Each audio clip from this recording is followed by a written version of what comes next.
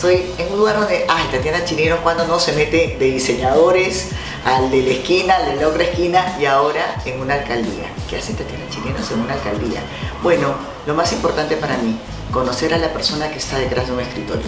No solo conocer a la persona que está en el escritorio, decidiendo cosas o haciendo, sino conocer el lado humano y el por qué llega a situaciones y qué cosa aprendemos día a día. Y ahora estoy con Jean-Pierre Combe. Hola Jean-Pierre. Tatiana, buenas tardes, bienvenida. Me encantó, comenzando que el viernes yo lo conocí y me fascinó conversar con él porque no soy mucho de política, pero sí creo que es importante aprender a conocer a la gente. Jean-Pierre, cuéntame, ¿de dónde eres? ¿Cómo eres? ¿Cuántos años tienes? ¿Qué haces? Gracias, Tatiana, nuevamente bienvenida a esta tu casa, la Municipalidad de Santiago de Surco, ¿no? Bueno, resumidamente te podría decir, mi nombre es Jean-Pierre Combe Portocarrero, nací en Lima, tengo 53 años, soy casado, tengo 4 hijos, estudié en el Colegio Rosenthal de la Puente, que es el Colegio Salesiano de Magdalena. Ahí recibí una formación sólida en valores morales, familiares y religiosos. Tanto así que el año 82, cuando cursaba segundo de secundaria, sentí la vocación sacerdotal y me inscribí en un programa especial de seminarista. Durante todo ese año 82 fui seminarista en el seminario salesiano y en Magdalena del Mar. Pero luego mi vocación fue cambiando, me fui inclinando más por la vocación militar, sin dejar ni abandonar esa vocación de servicio que tuve mientras estuve en el seminario salesiano. Y es así que postulé a la Fuerza Aérea del Perú, ingresé a la Escuela de Oficiales y estuve 27 años en la Fuerza Aérea. Llegué al grado de comandante. Pasé al retiro en el año en que me presentaba a coronel. Durante todo ese tiempo me especialicé en fuerzas especiales. Sí, Fuerzas Especiales de Defensa y Operaciones Especiales, se llama la especialización en la Fuerza Aérea. Y gracias a esa especialización pude conocer todo el Perú. Además de tener la fortuna de estar en el conflicto del CENEPA, contra el entonces país del Ecuador, ahora es nuestro hermano país del Ecuador. Y como consecuencia de esa experiencia recibí una condecoración que me acompañó durante toda mi vida. Yo soy defensor calificado de la patria y la medalla, la condecoración que recibí es por acción distinguida en el grado de gran oficial. Y digo que me acompañó porque ese ha sido prácticamente el punto de quiebre en mi vida. Hay un antes y un después del conflicto de CENEPA, ¿no? ¿Y por qué digo un antes y un después? Porque a consecuencia de ese conflicto desarrollé en mí un profundo, leal y genuino amor por el país y por lo nuestro. A mí no me tienen que contar historias de finales de fútbol para ponerme la camiseta, ni tengo que irme del Perú para extrañarlo. Yo amo a mi país, estoy profundamente comprometido con él, comprometido con su acervo cultural, histórico y por supuesto con el desarrollo socioeconómico de mi país, que es lo que vamos a conversar más adelante, ¿no? Mis padres fallecieron, mi mamá falleció cuando éramos muy niños, yo soy el mayor de 4 hermanos, yo ya era un joven, era cadete de la escuela, mis hermanos eran menores de edad, y mi papá por cuestiones naturales falleció hace 2 años.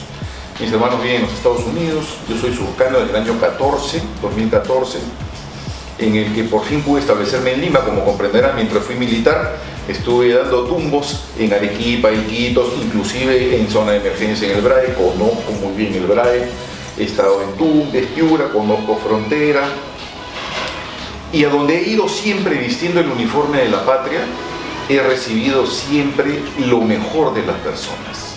Y parece un poco irónico quizás, pero quien menos tiene está dispuesto a dar más. Sí. En sitios muy alejados de las grandes ciudades, donde a lo mejor el patrimonio de la familia es la gallinita, justamente esa gallinita iba a la olla para darle de comer a este soldado hambriento, ¿no? Entonces son bonitos recuerdos que yo atesoro en mi corazón que atesoro en mi memoria y que alimentan ese compromiso que te he comentado que ya tengo, ¿no? Y que ahora en el cargo de alcalde estoy dando lo mejor de mí para darle a la sociedad lo que la sociedad me ha dado, ¿no? Con respecto a mi institución, mucho de lo poco que soy se lo debo a la Fuerza Aérea. Yo vivo agradecido de mi institución, a donde quiera que vaya lo digo con mucho orgullo. Hoy mi institución es la Municipalidad de Surco y a través de esta plataforma he podido formar un buen equipo, no solamente de funcionarios, sino también de trabajadores. De honestidad y lealtad, yo creo que sí, por supuesto. Es algo que justo ahora tenía una pregunta ahí que salió, porque muchos saben, yo también soy hija de padre de la Fuerza Aérea y mis amigos, mi primer esposo también es hijo de marino. Yo creo que la lealtad y la identidad y el amor a la camiseta que nosotros hemos visto como hijos de padres militares es bien grande. Es bien grande, entonces sí te imagino y te veo la actitud, lo vi cuando me saludó, cuando me agarró la mano, ¿cómo estás? Dije, ya, así, totalmente muy auténtico, muy claro y muy firme. Estrategia, debe ser 100% estratégico, al haber estado en una guerra como la del CENEPA y como Ibrahim y todo esto. Una pregunta de psicología. Las personas que están en este tipo de guerras, en este tipo de situaciones, hay un trauma post-guerra de las personas que combaten. ¿Es cierto eso? En realidad es un mito, ¿no? Si bien es cierto, como militar, inclusive como sacerdote, uno recibe una formación castrense, y castrense radica en hacer y dedicarse a lo mismo, ¿no? El militar se dedica a ser militar, el sacerdote se dedica a ser sacerdote, y esa dedicación exclusiva convierte ambas actividades en castrenses. La actividad castrense forma a la persona no solamente para desempeñar las funciones, sino también en el carácter y en el temperamento, para poder afrontar con éxito algunas situaciones donde el factor psicológico y el estrés pueden llevar a la persona al límite, ¿no? En tal sentido, obviamente, un conflicto armado externo, como fue con el Ecuador, o un conflicto armado interno, como es la lucha contra el narcoterrorismo en el Brasil, conllevan una presión psicológica sobre el combatiente. Exacto. Por supuesto que sí, y para ello nadie está preparado. No existe una escuela, ni existe un entrenamiento para preparar a la persona para esa gran presión psicológica. Sin embargo, existen algunos factores que le dan confianza a la persona, y en la base a esa confianza de saber, uno, que está acompañado por gente como uno, y dos, que está bien entrenado, esa situación de estrés disminuye. Por ejemplo, en esas actividades uno está rodeado de compañeros, hay una gran camaradería. Todos los compañeros están dispuestos a dar su vida por ti y tú recíprocamente por ellos. Entonces ahí hay un espíritu de cuerpo, ¿no? Tercero, hay una motivación que va por encima de las personas, que es el amor al país, el compromiso y el objetivo que nos hemos fijado, ¿no? Eso es importante porque va acompañado de un juramento de lealtad a la patria, que es el que hacemos cuando nos graduamos. Entonces, y el entrenamiento, que por sí es un entrenamiento permanente y riguroso. Entonces, esos elementos y otros más que podría yo ir mencionando, le dan esa seguridad, esa confianza al combatiente para poder hacer lo que tiene que hacer bajo los altos, las grandes presiones de estrés que obviamente esas actividades comprometen, ¿no? Claro, estrés postoperatorio, operaciones. Y ahí terminas esto y me quedé sorprendida. Tienes maestrías, has viajado bastante también por un tema de estudios, ¿no? Has hecho un CAEM también. Cuéntame, ¿en qué te has especializado?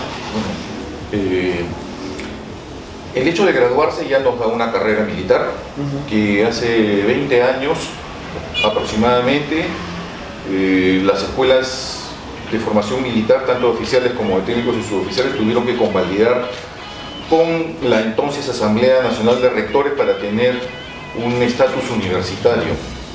Ello obligó a reestructurar las currículas de estudio y acercarlas lo máximo posible a las currículas de estudio de las universidades. En tal sentido, ahora, y desde mi época también fue así, cuando un oficial o un técnico y suboficial se gradúa de su escuela respectiva, ya tiene un nivel universitario. Entonces todos los oficiales nos graduamos como bachilleres en Administración del Poder Aeroespacial. Así se llama la carrera, y además con tu especialidad puede ser piloto, puede ser de la especialidad de inteligencia, ingeniero electrónico, en mi caso el comando, fuerzas especiales. Posterior a ello, y por efectos de la globalización, las fuerzas militares se han visto en la necesidad de evolucionar, no solamente en tecnología, sino también en conocimiento, para que estén en condiciones de asesorar adecuadamente al presidente de la República y a los ministros en la toma de decisiones. Y eso ese nivel solamente se puede lograr mediante el perfeccionamiento del oficial. ¿Y cómo se logra eso? A través de las universidades. Entonces se empezó a desarrollar una corriente de estudios que con el pasar de los años se ha ido fortaleciendo, y en tal sentido la mayoría de los oficiales, como es mi caso, tenemos otra carrera además de la carrera aeronáutica. En mi caso yo estudié, aprovechando que estuve muchos años nombrado en Arequipa, estudié en la Universidad Nacional San Agustín la carrera de administración, donde me gradué y me titulé. Ahora mi título está en SUNEDU. Posteriormente estudié una maestría en administración y economía en la Universidad Nacional Agraria de La Molina, y hace unos pocos años, justo empezando la gestión, empecé un doctorado en políticas públicas en el Centro de Altos Estudios Nacionales y me gradué el año pasado, ¿no? Entonces con eso hemos completado prácticamente todo el ciclo, pero como te menciono, esto es un perfeccionamiento casi o cuasi obligatorio, ¿no? Donde todos los oficiales tenemos la responsabilidad de aprender más y más para asesorar de una manera más adecuada a quienes son llamados a tomar las decisiones. Cuando tenías 20 años, ¿te imaginaste estar sentado acá, entrar a la política? ¿Y cómo así entraste? Te dijeron, oye, Jean-Pierre, acá estás, ven, te tengo acá, esto postula, y tú le dices a tu esposa, ¿qué hago, mi amor? ¿La hago o no la hago? Qué miedo. Pobre tu esposa que aguantó esta parte de la campaña, que es terrible, también esa parte me la vas a contar. Y, ¿cómo así? ¿Cómo así entraste? Porque el mundo de la vida militar, de estos estudios, sí has estudiado lo que estabas diciendo, que tú ya tenías, te gustaba, me imagino que la política, pero ¿te imaginaste en los 20? Que sé que es el primer paso de varios que quieres dar. Por supuesto. ¿Te soy honesto? No. ¿Por qué? Porque todo militar que ingresa a la Fuerza Aérea, Marina de Guerra, Ejército, Policía Nacional, ingresa con la aspiración, con el objetivo de llegar a general. Ser comandante general. Pues ser comandante general. ¿Quién no quiere algún día ser la cabeza de su institución, no? Exacto. Y mi caso no es ajeno.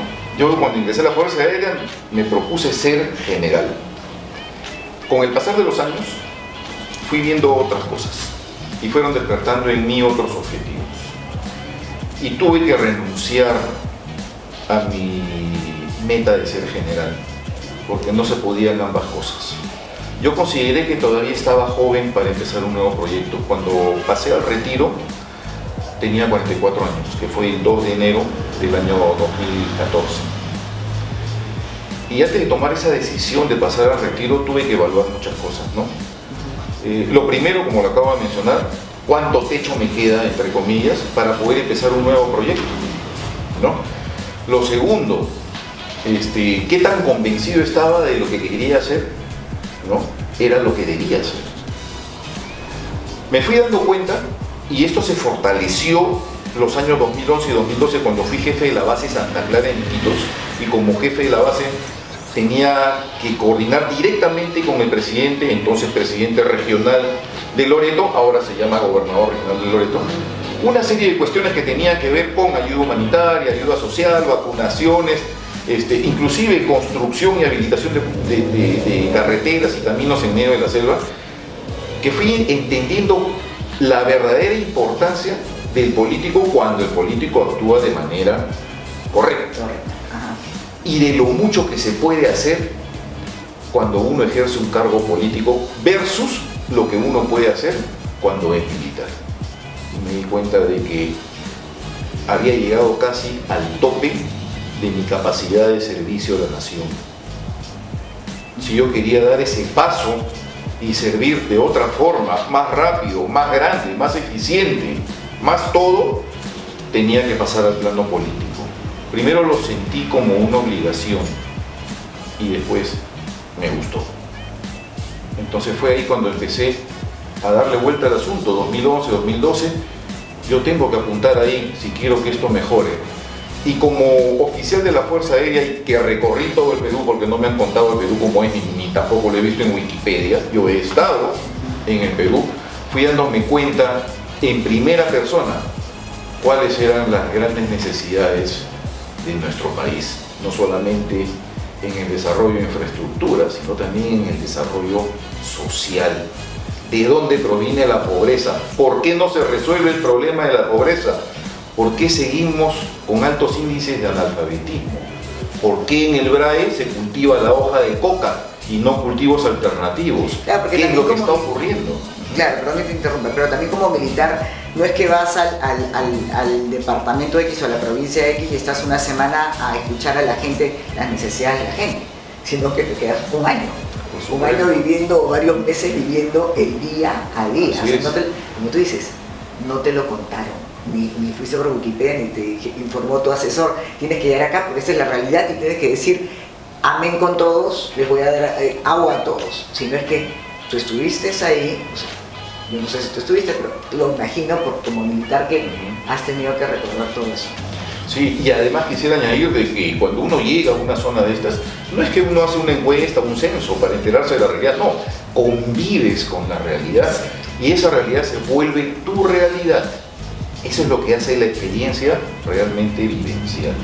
Entonces ahí empecé a mejorar la situación y ya cuando decido pasar al retiro, me inscribo en el Partido Acción Popular, que en el año 2014 era nada. En el año 2014 ni se asomaba el Partido Acción Popular, pero me inscribí porque siempre fui un admirador del presidente Fernando Belaúnde, de quien tengo hasta ahora un altísimo concepto.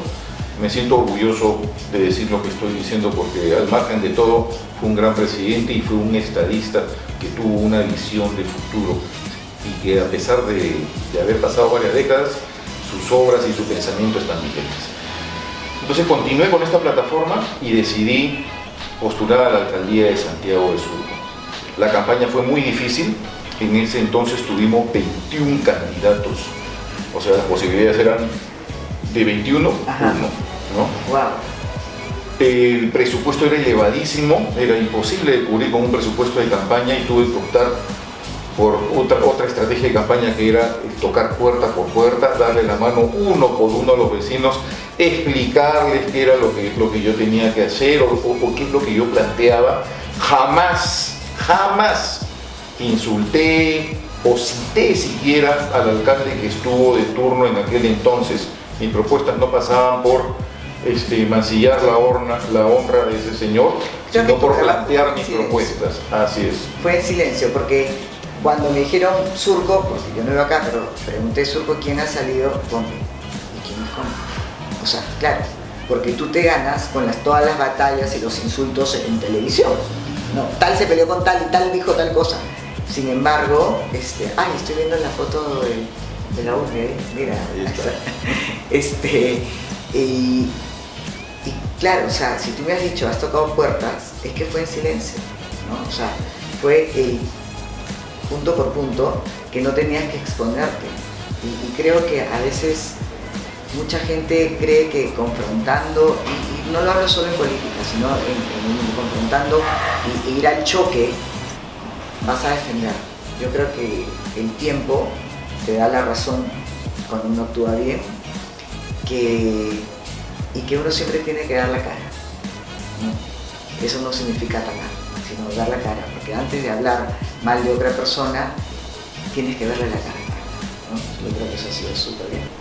Y llegas acá y estás acá. Ahora, como mujer chismosa, tu mujer, tu esposa, ¿qué dijo? Cuando estás comenzando, sé que te despiertas porque te hice una pregunta.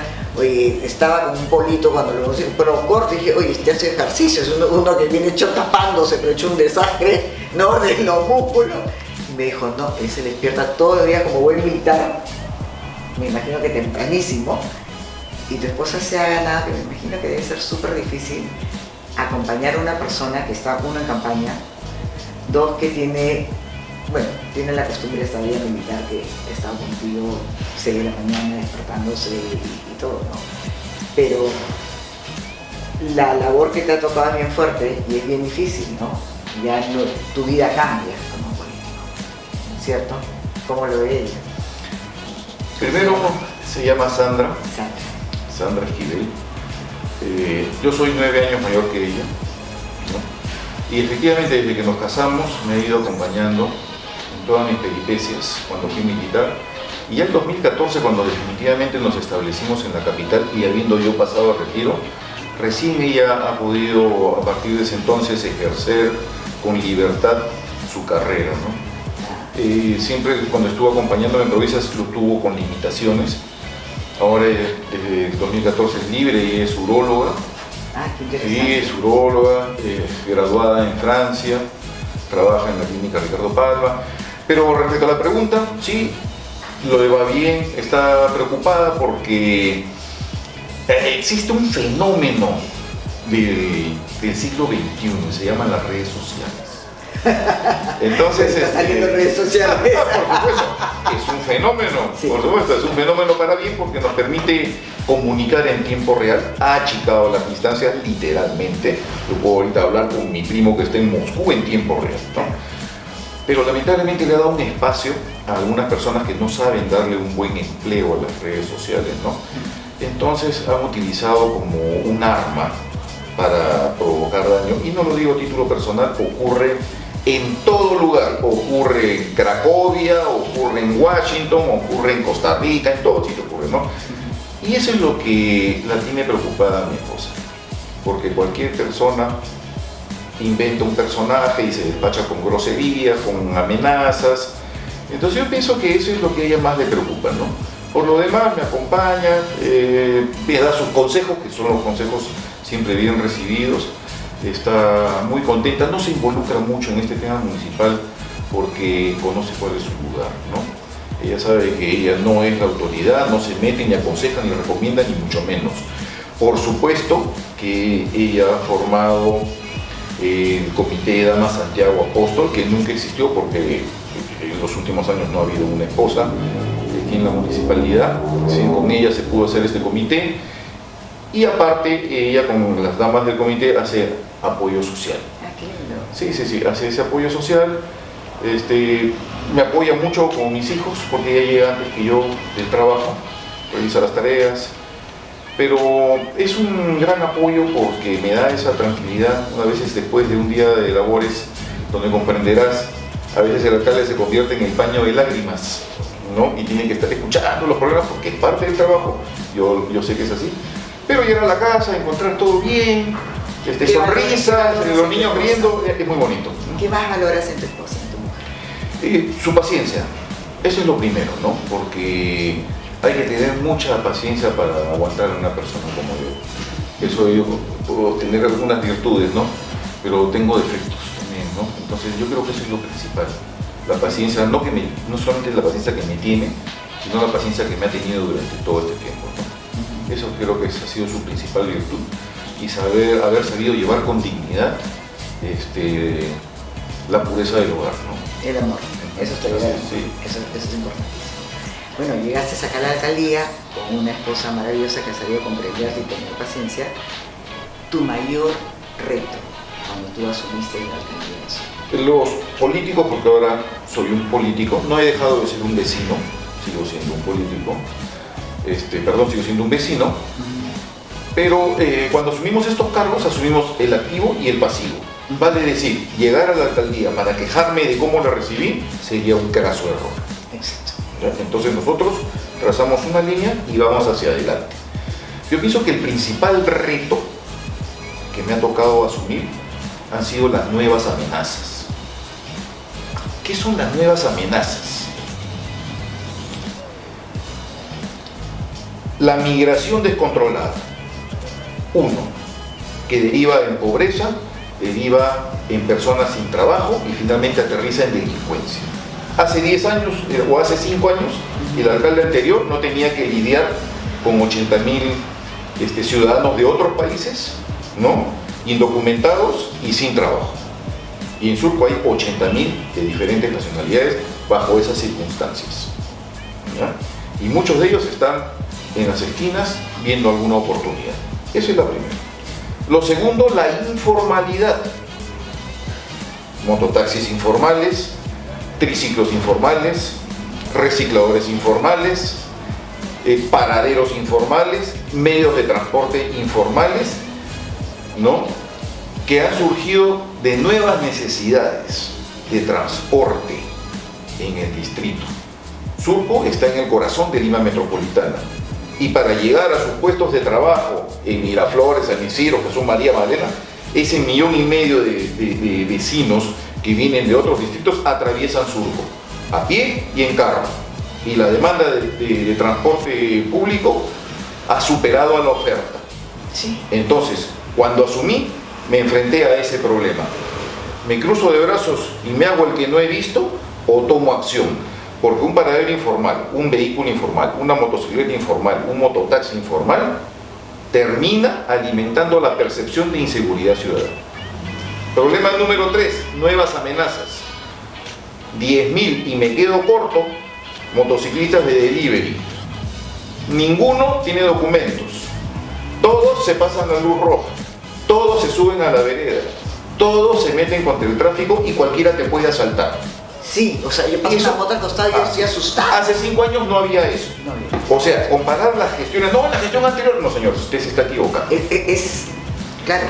Cuarto, y no es una amenaza, pero sí es una realidad que vale la pena mencionar, los candados que le han puesto a la gestión pública para minimizar o evitar la corrupción son tantos que ya no se puede hacer, casi no se puede hacer gestión. Para lanzar una obra pública, concurso para el perfil de la obra, 60 días. Segundo, concurso para el expediente técnico, 90 días. Impugnaciones, regresa a cero, 60 días más. Luego, adjudicación del proceso al ganador, 30 días más. La obra, o sea, para hacer una obra, 2 años. 6.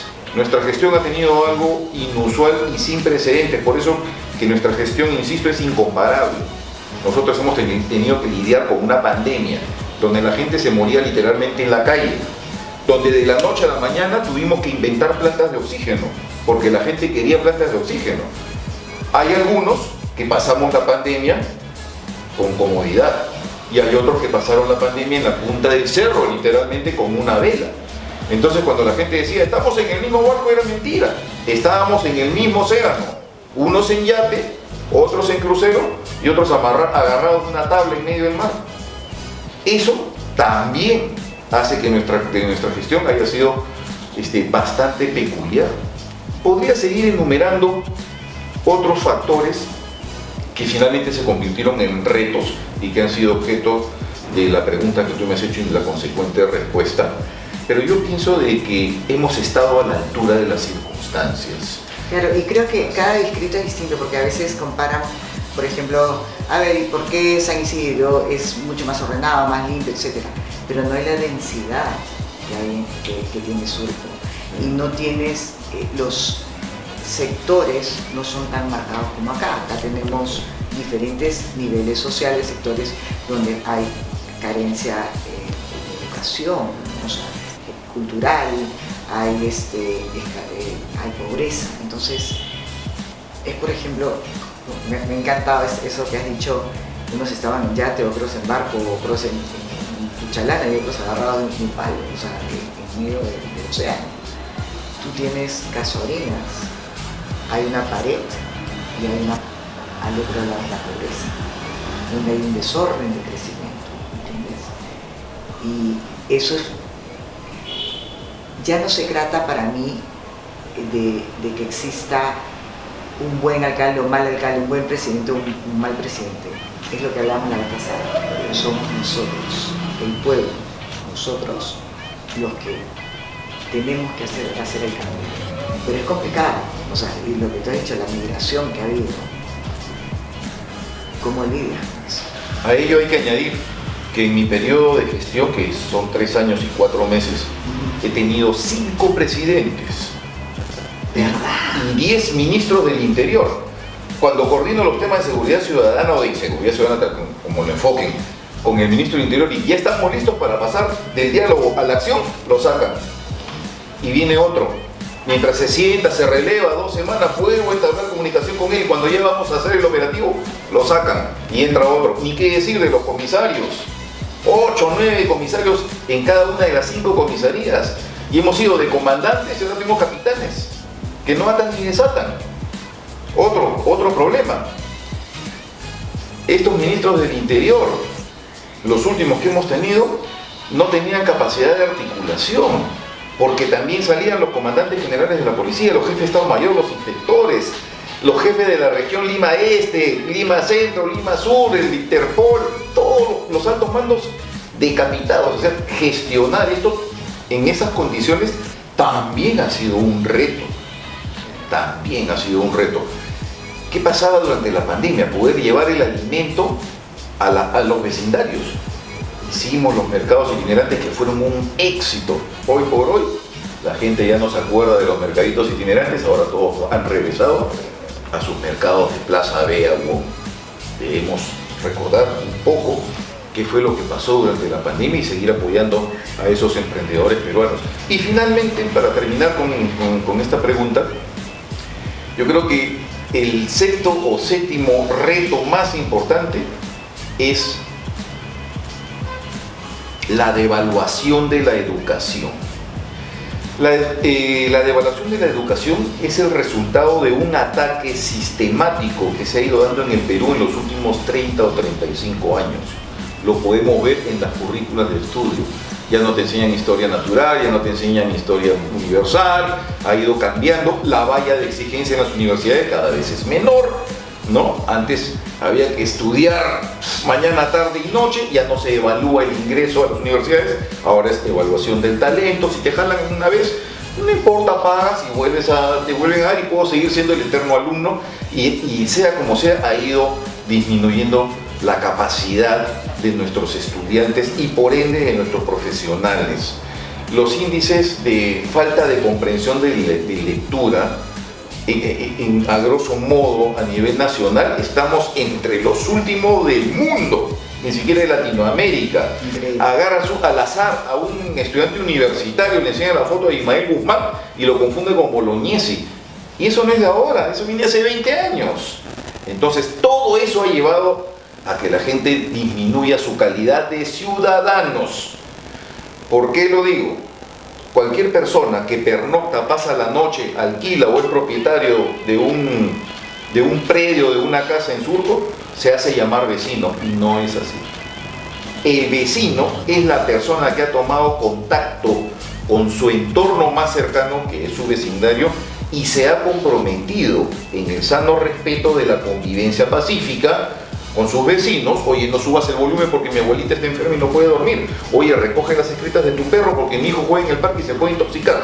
Ese respeto mutuo, ¿ya?, convierte a uno en vecino. El vecino saca la basura a la hora, el vecino recicla, ¿no? El vecino saluda con cortesía. Eso se ha perdido por completo. Pero tampoco la hemos tenido. O sea, aquí en el Perú nunca ha habido el cuidado de la tierra como en otros países. O sea, el plástico lo tenemos, y eso es algo que muchos de los extranjeros vienen y dicen, es increíble la poca cultura que tienen la reciclaje. O sea, eso sí, o sea, quedan maravillados por la comida, etcétera, pero la poca cultura de reciclaje es bien grande. Así es. Pero es complicado manejarlo porque es un tema de educación, ¿me entiendes? El vecino. Y cuando tú pensabas que en pandemia, que nunca habías visto a tus vecinos, en pandemia te tocaba verlos, ¿no? Porque salías a ay, hola, toma, se reunían los del mismo edificio porque no había forma de salir. De nuevo, uno siente que, a mí lo que me ha pasado hablando de la pandemia es que creo que todo el mundo salió diciendo, ¿sabes qué? He encontrado la importancia de la familia, no es importante tener, lo que te hablaba el otro día, no tener, cambiar de carro o el viaje. Pasó la pandemia y estamos en lo mismo. Sí, estamos en lo mismo metiendo el cuchillo al vecino de nuevo. Así es. Sí. Y con ser vecino no acaba, porque el plus ultra es ser ciudadano. El ciudadano se pone de pie cuando suena el himno nacional. El ciudadano vota de manera responsable. Entonces, ¿qué ha pasado y qué es lo que veo que es otro de los grandes retos que hemos tenido en nuestra gestión y que se ha ido exacerbando con el pasar de los años? Que nos hemos vuelto semi-ciudadanos. El ciudadano es la sumatoria de deberes y responsabilidades y derechos. No, ahora todo el mundo pelea por sus derechos, pero nadie acepta sus responsabilidades. Ya no somos ciudadanos, somos semi-ciudadanos. Ese también es un problema, porque no nos permite trabajar como sociedad, construir una sociedad igualitaria, con equidad, con oportunidad. No nos permite. Tú lo acabas de mencionar, los de arriba miran a los de abajo. Eso no ha cambiado. Seguimos siendo esencialmente lo mismo. Y otra cosa, otro grave problema. Pensamos de que Lima es el Perú y estamos equivocados. Totalmente. Ya ha quedado demostrado en las últimas elecciones presidenciales. Lima no es el Perú. Si no acusamos recibo de esa realidad, estamos condenados a repetir el mismo error. Tu mayor satisfacción, ¿qué es lo que tú has sentido que te entró al corazón, que dijiste, Dios, gracias por darme este trabajo, si pude hacer algo por esto y lo he logrado, gracias? O sea, ¿qué cosa te llenó de emoción haber logrado en este tiempo de campaña? Porque ya estamos terminando tu tiempo, ¿no? Sí, pues efectivamente estamos en el qué último pena año. de tarde. Estamos en el último año, esperamos cerrar con broche de oro, ¿no? Y lo más gratificante de mi gestión ha sido que mi cargo me dio la posibilidad de poder coordinar en otro nivel que cualquier ciudadano no puede hacer. Vale decir, en mi condición de alcalde yo puedo tocar la puerta a una gran empresa, o le puedo tocar la puerta a una gran industria, o a una gran institución, o a una gran ONG, y pedirle algo, con un 95% de posibilidades de que me lo pueda dar. ¿Para qué he empleado ese nivel de coordinación que me ha dado mi cargo, que repito, mi cargo es prestado y lo voy a devolver a fin de año, ¿no? Hemos ayudado no sé cuántos niños con sus tratamientos de leucemia. No sé cuántas piernas ortopédicas debo haber comprado, ya perdí la cuenta. Le hemos hecho operaciones y le hemos salvado la vista por lo menos a 3 personas. Le he comprado su oído biónico, que ha costado más de $28.000 a 2 niños y les hemos salvado el oído. Y uno de esos 2 niños encima era pianista. Imagínate la gran desgracia en la que iba a caer, ¿no? Hemos ayudado a familiares de trabajadores que tenían cáncer, necesitaban operaciones, transfusiones de sangre, medicina especializada. Durante la pandemia, algunos compañeros de trabajo contrajeron el COVID. Pude coordinar con algunas clínicas privadas para que les hicieran el tratamiento. Algunos no lograron sobrevivir a esta pandemia, fallecieron, pero otros sí, gracias a ese nivel de coordinación que tuve en ese entonces. Por supuesto que después yo estuve ahí para darles las facilidades que esas personas que nos habían hecho los favores requerían en algún momento, siempre dentro de lo legal, dentro de lo correcto. Pero esa es mi mayor satisfacción. Creo que he utilizado, no para mi beneficio personal, sino para esas personas anónimas. Soy un convencido de que el apoyo, por eso no he dicho nombres, el apoyo debe ser siempre anónimo, si no pierde su efecto humanitario.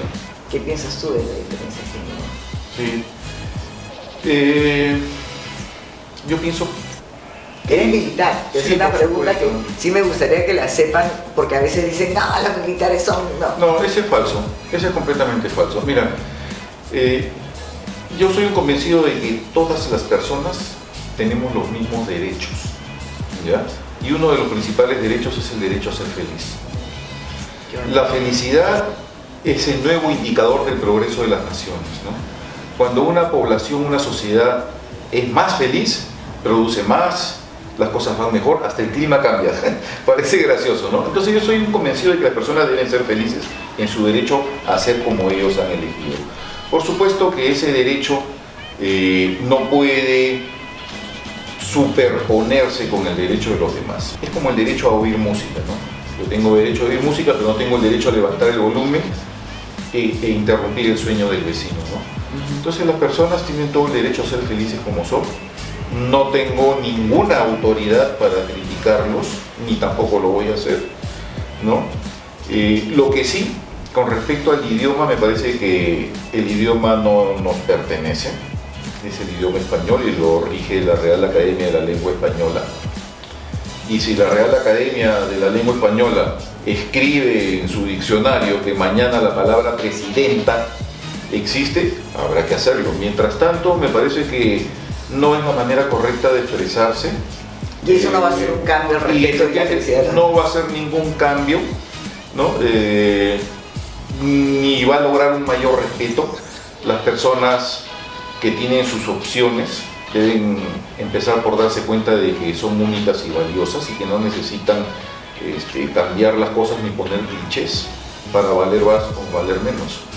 Si yo tengo un billete de 100 soles y lo arrugo y luego lo pisoteo y luego lo escupo, ¿cuánto vale ese billete?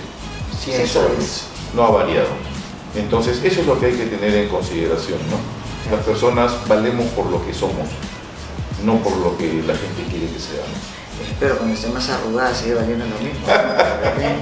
Uno nunca sabe. Bueno, y ya sigues en esta carrera, ya estás metido en la carrera. ¿Qué te toca? ¿A la alcaldía? ¿A la presidencia? Bueno, ya empecé la carrera, tú lo acabas de decir, ¿no? Ser alcalde de Surco es un reto muy difícil. ¿No? No solamente por el tamaño del distrito, sino por lo que el distrito significa. Voy a seguir adelante con mi proyecto para ejercer otros cargos. ¿Y si te dicen para presentarte a la presidencia, ¿te aceptarías o no? Sí, ¿por qué? Mira, para ser presidente, sea una dama o sea un varón, para ser presidente se necesita más que títulos profesionales. Se necesita más que una gruesa billetera. Se necesita actitud. Pienso que actitud es una herramienta importante para hacer una buena gestión. Por supuesto de que un presidente, ¿no? O una presidente no es suficiente para hacer un buen gobierno, se requiere de un buen equipo, ¿no? Y ese es uno de los graves errores que han cometido los últimos gobiernos. Se han ensimismado en el contenido del recurso humano de sus partidos en lugar de convocar a los talentos nacionales o a las personas que tienen un mayor dominio en cada una de las áreas o especialidades. Ese tema también es importante, ¿no? Pero insisto, si este equipo que está bien preparado tiene como persona con la capacidad de tomar decisiones a alguien que además de conocer el Perú tiene gran actitud, yo creo de que podrían haber muy buenos cambios, que son los cambios que necesita el país para poder lograr el desarrollo que tanto anhelamos. Jean-Pierre, ¿tu hobby? Bueno, tengo varios hobbies. La lectura, me gusta mucho el tiro deportivo, pero mi principal hobby es la música. Yo decía, yo no sé, yo ya había averiguado cuál era tu hobby, pero decía lectura, tiro deportivo, ya, música. ¿Te gusta? ¿Qué instrumento? Yo toco la batería, toco los timbales también, no, la trompeta no toco. Tocas la batería. ¿Sabes qué? Esa es parte de esa personalidad que también creo que las personas que les gusta el arte son personas que son sensibles. Y hoy día, te quiero agradecer, yo voy a ser súper sincera. A mí me cae bien todo el mundo. Yo soy las personas que siempre voy al lado positivo de la gente, que si alguien me dice, ay, me gusta esta persona, no me gusta, ay, que hizo eso, no me interesa. O sea, es lo que yo pienso. Muy aparte que sea el alcalde de Surco, o etcétera, a mí el día que lo conocí, fue súper abierto a darme una entrevista al momento que yo Me costó llegar a la entrevista, tenía que llamar, averiguar que me necesita, me la dio cuando logré, me la dio en 1 minuto. Cuando conocí era un hombre súper sencillo, no habían poses, no había un terno, no había la camisa, no había las 500 personas que le dan la importancia para atenderme. Salió y me dijo: hola, yo soy Tatiana Chirino, ¿cómo estás? Yo soy Jean-Pierre Combe. Creo que sé que trate de atender a todo el mundo por 2 minutos. Tuve la suerte que me des más de media hora. Me habló mucho de su familia, me habló de todo lo que le enseñaron los papás. O sea, esa entrevista no es para tener puntos ni para que te conozcan, sino porque me gusta conocer el otro lado de la persona que está detrás de una escritura, que lo dije al comienzo. Y siempre digo, de cada conversación yo salgo y aprendo algo. Cosas que me han gustado tuyas.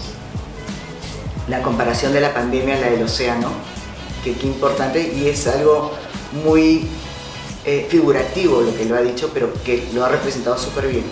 Creo que todos estamos en el mismo océano, pero lamentablemente estamos en diferentes tipos de embarcaciones. Y el día que aprendamos a dar la mano a esa madera, que hay gente que está en esa madera, creo que nuestro país será más grande. Pero también la felicidad. Cuando tú eres feliz, todo en la vida es bueno. O sea, vas a mirar a las personas diferentes, vas a tratar, vas a agradecer, vas a dar. Y eso tiene que ver también con la otra parte, actitud. 3 cosas maravillosas, un rey eres, me encantó. De verdad, pero sí tengo que decir algo negativo, no me gustó. ¿Lo digo o no lo digo? ¿Sabes por qué? Cuando hizo el ejemplo que se va a la provincia, eso le dieron el pollo, ¿sabes? En ese momento me acordé del ejemplo de Castillo cuando dijo: y al pollo le da gallina. Cambia pollo por gallina. Sí, por favor. Y el chancho, que te dieron chanchito, un cuy, no sé, ya. Nada, encantadísimo. No, al contrario, gracias. Lo máximo. Muchas gracias a todos.